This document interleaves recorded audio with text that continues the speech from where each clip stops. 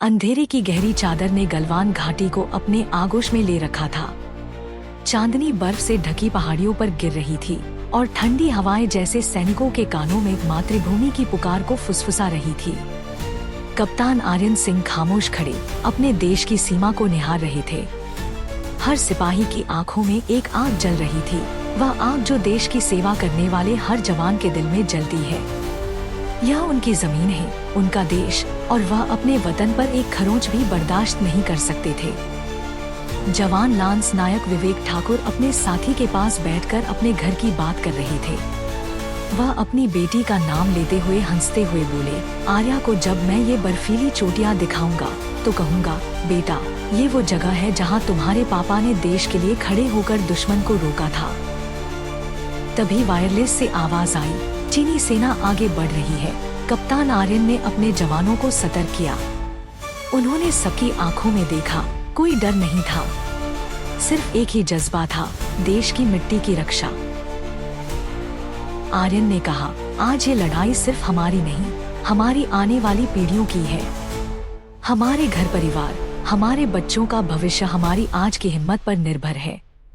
याद रखना, पीछे हटने का कोई विकल्प नहीं है। एकाएक घाटी की खामोशी को चीनी सैनिकों के कदमों की आवाज ने तोड़ दिया। आर्यन की टुकड़ी तैयार थी, पत्थर, डंडे और लोहे की छड़ें हाथों में थी। लड़ाई किसी भी पल शुरू हो सकती थी। हवा में सिर्फ ठंड नहीं, बल्कि दुश्मन के इरादों की गंध भी थी। कप्तान आर्यन ने पहली चीनी टुकड़ी को देखते ही अपने जवानों के साथ हमला बोला। गलवान की घाटी एक बार फिर युद्ध का मैदान बन गई।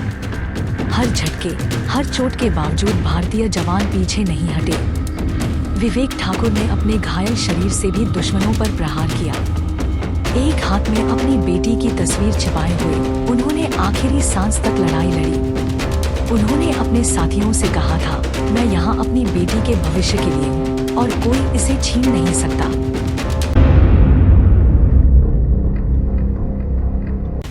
ठंड में जमे हुए सैनिक अपने आखिरी दम तक लड़ते हुए।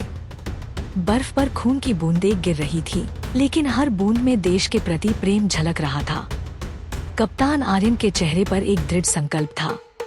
उन्होंने अपनी बंदूक को मजबूती से थामते हुए कहा, हमारे शरीर गिर सकते हैं, लेकिन हमारी आत्मा कभी नहीं झुकेगी। सैनिकों ने उस रात दुश्मन को ऐसा सबक सिखाया जिसे वे कभी नहीं भूल सकते थे। चीनी सैनिक संख्या में अधिक थे, लेकिन भारतीय सैनिकों के दिलों में जल रहा जज्बा असीम था। उस रात गलवान की बर्फीली हवाओं में वीरता की कहानी लिखी जा रही थी। हर चोट, हर चीख भारत माता की जयघोष के रूप में गूंज रही थी। अगली सुबह जब सेना के अधिकारी वहां पहुंचे, तो उन्होंने देखा कि जवानों के शरीर बर्फ में ढके हुए थे, लेकिन उनके चेहरे पर गर्व की अनोखी चमक थी। उन्होंने अपनी मातृभूमि के लिए अपना सब कुछ कुर्बान कर दिया था, लेकिन उनका हौसला अमर हो गया था। शहीदों के घरों में जब यह खबर पहुंची, तो आंसू भले ही बह रहे थे, लेकिन हर आंसू में गर्व था। विवेक ठाकुर की पत्नी ने अपनी बेटी आर्या को गोद में उठाया और कहा, तेरे पापा ने देश की रक्षा के लिए अपनी जान दी है।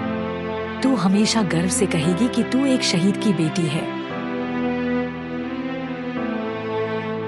गलवान घाटी अब सिर्फ एक भौगोलिक स्थान नहीं था, वह अब उन 20 वीरों की अमर कहानी का प्रतीक बन गया था, जिन्होंने अपनी जान देकर देश की रक्षा की। उनकी कुर्बानी ने हर भारतीय के दिल में एक नया जज्बा भर दिया। गलवान की बर्फ में उनका खून भले ही जज्ब हो गया हो, लेकिन उनकी कहानी हर भारतीय के दिल में अमर हो गई। इस देश की मिट्टी में वो वीर पैदा होते हैं जो अपनी जान हंसते हंसते कुर्बान कर देते हैं। गलवान की घाटी उन वीरों की शहादत की गवाही दे रही थी, जिन्होंने कहा था, हम यहाँ जीते या मरे, पर अपने देश की एक इंच जमीन भी नहीं छोड़ेंगे। आज भी जब गलवान की घाटी से ठंडी हवाएं चलती हैं, तो वो हवा में उन जवानों की गूंज सुनाई देती है, जिन्होंने अपने खून से देश की सीमाओं की लकीरें खींच दी। उनकी अमर गाथा हर भारतीय के लिए प्रेरणा का स्रोत बनी हुई है। हमारे वीर शहीदों के बलिदान को नमन करें, उनकी यादें हमारे दिलों में हमेशा जिंदा रहेंगी। इस देशभक्ति के सफर में हमारे साथ जुड़े, लाइक करें, सब्सक्राइब करें। और अपने देश के प्रति प्रेम को जगाएं।